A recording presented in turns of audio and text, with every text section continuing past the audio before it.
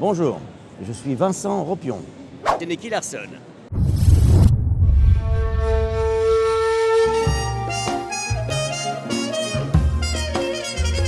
Le milieu du doublage.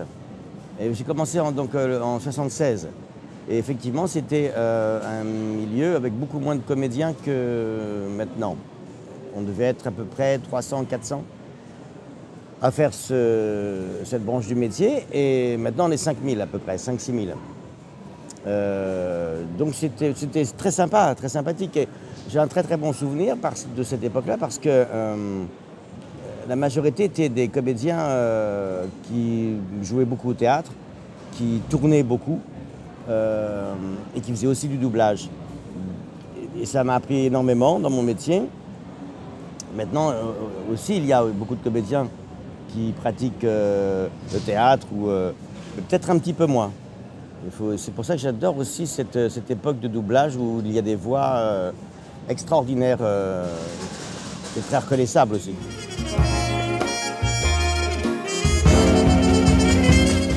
Ah oui, bien sûr. Oui, je connaissais...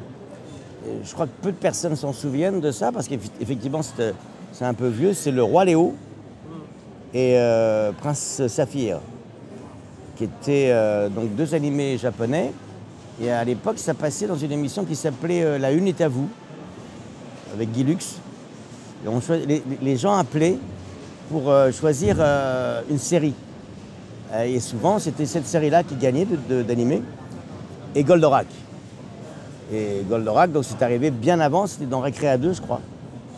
Et quand j'ai commencé le doublage, donc à 13 ans, un jour, je suis arrivé sur un plateau de Goldorak et j'étais très très content de pouvoir doubler dans un Goldorak que je connaissais avant en tant que spectateur. Beaucoup moins, parce que oui, ben voilà, j'étais enfant, donc je regardais les émissions pour enfants. Là maintenant, si je voulais voir des mangas, alors j'en ai beaucoup vu, mais les grands mangas qui sortent sur les écrans de cinéma avec mes filles, comme Totoro, tout ça, et j'aime beaucoup, ou Le Château ambulant, des choses comme ça. Mais en revanche, les mangas de séries, nouvelles séries, non, je ne les regarde pas parce que parfois je les double encore. Bah oui, c'est sympa. C'est toujours sympa de découvrir les personnes qui ont aimé votre travail et qui vous le disent. C'est très flatteur, ils sont très sympas. Et puis au moins on est... Quand on fait ce métier de comédien, de toute façon, on le fait pour être vu, ou sur scène, ou à l'écran. Et au doublage, pour être écouté.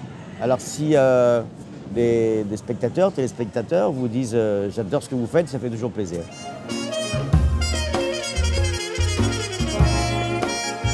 Ah non, au départ, c'était très fidèle aux Japonais. C'était... parce que c'est ça, Nicky Larson, l'original. C'est-à-dire que ça part dans tous les sens. Le personnage de Nicky Larson peut être hystérique. Il y a cette massue qui sort de on ne sait pas d'où. Il y a ces petits symboles qui passent comme ça. C'est des choses très curieuses. Mais sinon, le fond, c'est des trucs policiers, de truands, de mafia japonaise. Et ça, c'est ce décalage qui est très curieux dans ce dessin animé. En revanche, la traduction au départ était tout à fait fidèle. C'est le directeur artistique qui s'appelait Maurice Sarfati, qui lui estimait que cette série-là n'était pas du tout pour les enfants.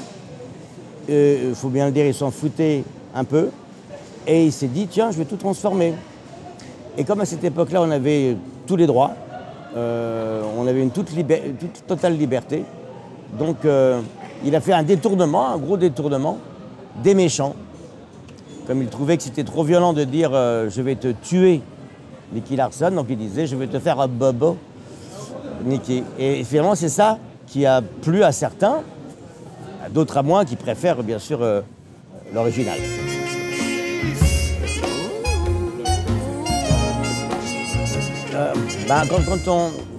Ça dépend, parce que là, par exemple, j'ai doublé un dessin animé japonais qui est passé sur Netflix sur les samouraïs, c'est comme quand vous doublez un film avec des humains. Parce que là, il n'y a rien de caricatural. C'est un dessin animé, mais très réel. Donc là, on ne transforme pas sa voix, on ne prend pas une voix particulière. Mais quand vous doublez un dessin animé comme, je crois que c'est Zoolène, rue du Zoo, 54 rue du Zoo, qui repasse en ce moment. D'ailleurs, mon petit-fils le regarde avec sa maman Joséphine, ma fille. Et là, je fais une tortue, je fais un ours, je fais un singe, je fais un toucan. Donc là, on est obligé de... C'est pas du tout comme si vous doubliez un humain. Effectivement, là, j'aime pas prendre ce terme, dire on fait une voix de dessin animé. Non, on prend des voix d'animaux. Parce que ça, c'est très difficile de se dire, par exemple, tiens, je vais parler comme un ours. On ne sait pas comment ça parle un ours. Ça ne parle pas un ours. Mais c'est intéressant, c'est un peu comme quand vous avez un enfant, vous lui racontez une histoire. Alors, si vous lui racontez l'histoire du petit Poucet en le captivant, ben vous allez faire des voix intéressantes dans votre narration. C'est un peu ça, faire un dessin animé. Et puis après, c'est surtout de ne jamais oublier la sincérité, même pour un dessin animé. Je n'ai qu'un petit enfant pour l'instant. Hein. Ah, pas non plus exagéré, là. Et oui. Et la question, c'est quoi?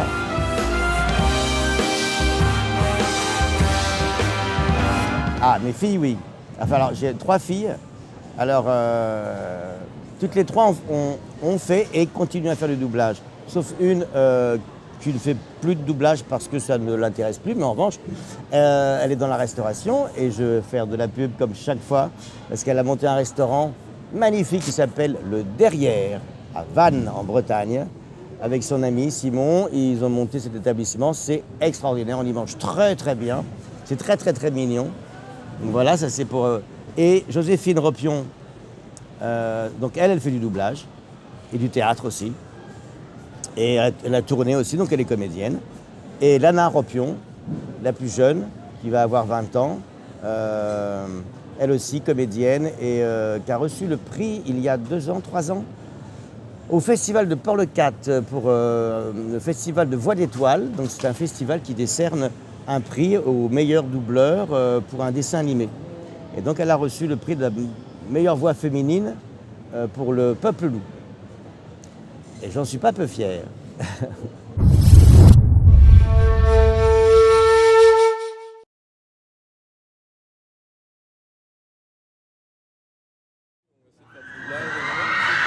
Attends, excuse-moi, j'entends pas bien avec les...